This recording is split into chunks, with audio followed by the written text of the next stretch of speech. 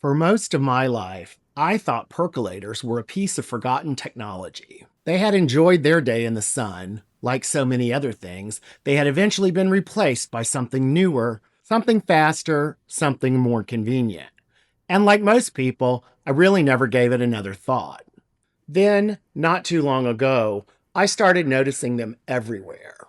They were sitting on shelves in antique malls. They turned up at estate sales, rummage sales, and online marketplaces.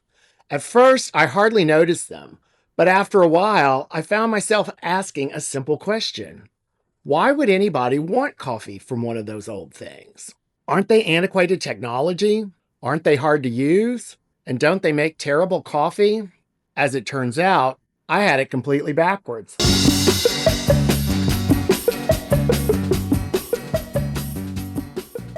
When I was a kid, coffee came from a pot. Every family had a coffee pot. The aroma woke us up when it was time for school. And bedtime was signaled by Daddy setting up the coffee maker for the next day.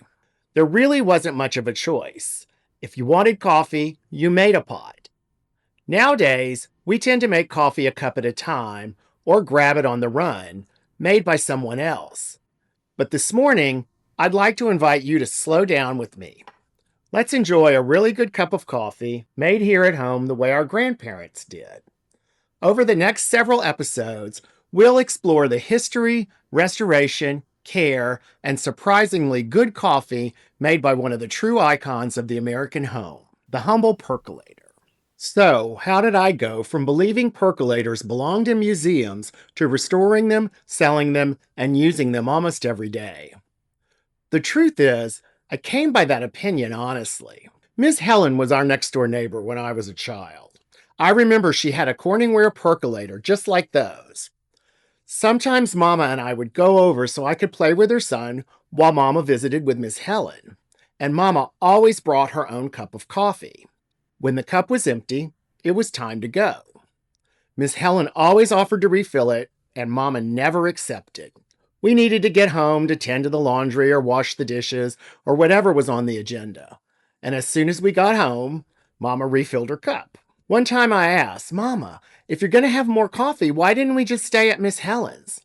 Mama lowered her voice, even though no one else was home, and almost whispered, because Miss Helen uses a percolator. Her coffee always tastes burnt. So that's what I always grew up thinking. Percolators made bad coffee. I never questioned it. Years passed, coffee makers changed, the percolator quietly disappeared from America's kitchen counters, and I assumed it had simply been replaced by something better. Then I started seeing them again. Not just one or two, but everywhere. What puzzled me wasn't that they still existed, it was that people were buying them to use them. That just didn't make sense. So eventually curiosity won. I bought one, cleaned it up, measured out the coffee, filled it with water, plugged it in, and waited. That first sip, well, Mama was right. It was bitter, harsh, and exactly what I expected. I set the percolator aside, ready to write off the whole experiment. But one question wouldn't leave me alone. If those things really make such awful coffee, why were so many people still looking for them? There had to be something I was missing. So before making another pot of coffee, I did what I should have done in the first place. Research. I learned about grind size, water temperature, brew time, coffee to water ratio. I began to understand that a percolator isn't forgiving, but it is wonderfully honest. And one morning, everything changed. The coffee was rich, smooth, balanced. That's when I realized something that seems obvious now. The machine wasn't making bad coffee. I was. That first pot of coffee sent me down a rabbit hole that I'm still exploring today. Over the next several episodes, I'll share what I've learned about choosing a percolator, restoring one safely, and brewing a truly exceptional pot of coffee.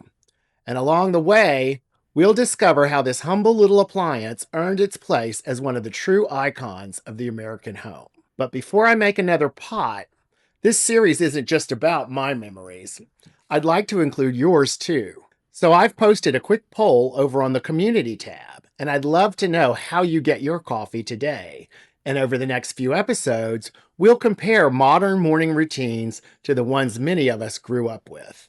And most importantly, until next time, don't forget to wash the pot.